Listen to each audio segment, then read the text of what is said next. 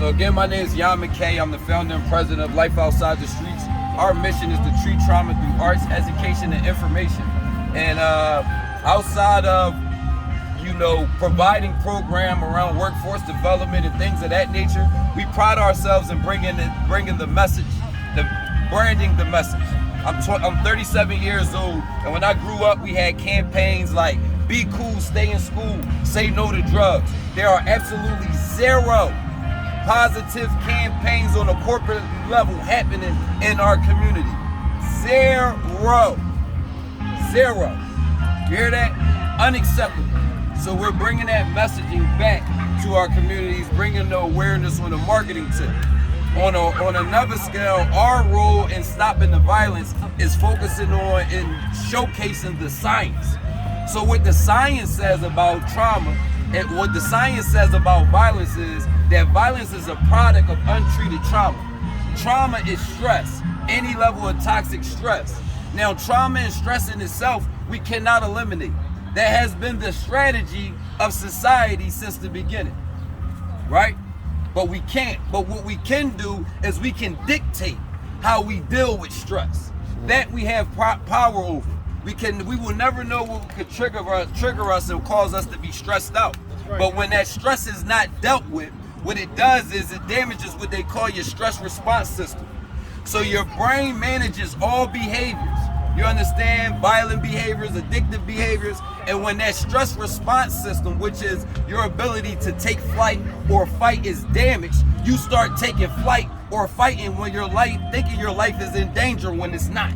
For example, your mother say, "Give me your phone because you're not doing what you're supposed to do in school," and you want to run away or you want to fight and hurt your mom.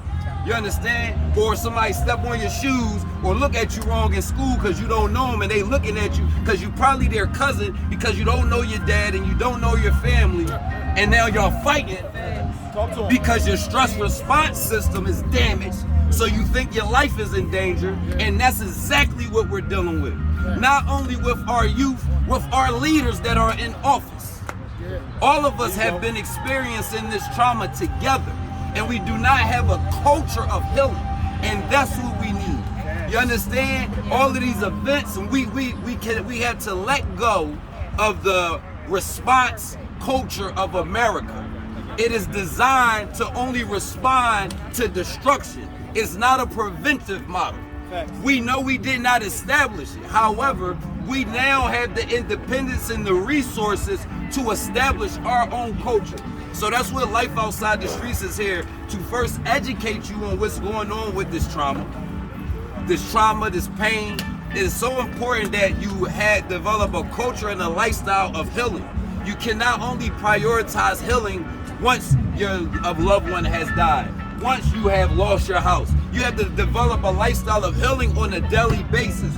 If you meditate on a daily basis, if you talk to your therapist and your mentor on a daily basis, if you get the right sleep on a daily basis, if you're eating the right food on a daily basis, when, not if, when you experience trauma, your brain and your body will be equipped to treat that trauma. You understand? And we have seen how amazing our body is to the point when we don't live a lifestyle of healing at all, we still can decide to treat the trauma after the destruction. You understand? But now we're here to bring this awareness on on what the science says about trauma. And I'm gonna close out with this great news, but harsh truth. So yesterday on my radio show, Philly For Real, it's on PQRadio1.com, every Friday, 5 to 7. In honor of Juneteenth, I read the Willie Lynch letter. So those of you who don't know what the Willie Lynch letter is, the Willie Lynch letter is a speech. It includes a speech of a slave master that he came to Virginia during slavery, in the early years of slavery, and he gave them the blueprint on how to make a slave and keep a slave for over 400 years plus. And what was inside that letter was a breakdown on how to psychologically destroy our community. And he presented it like you signed up for your workshop to learn how to start your own business. It was at a business workshop because slavery is a business in America. that he presented this strategy.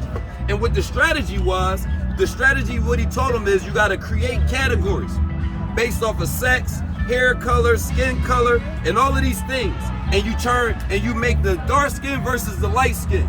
You make the short hair, the kinky hair versus the straight hair.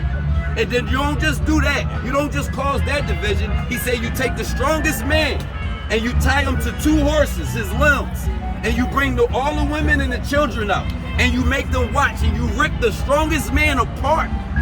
Literally, this is what was done to our ancestors.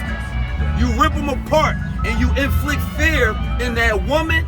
And so now when she's raising her kids, she's going to inflict that fear into the kids, so we no longer have to even do it to the household.